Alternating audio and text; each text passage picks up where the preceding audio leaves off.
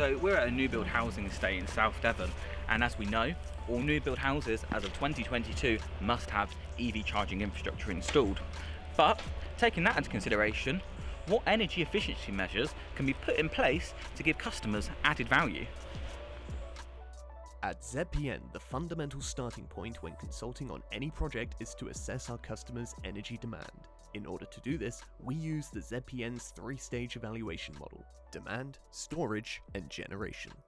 So in summary, this means that we look at how much energy is required, where can we store that energy, and how can we generate that energy.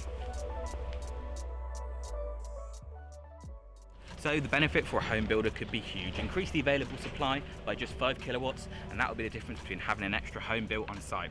And that's simply because the limiting factor is the grid supply, not the available space.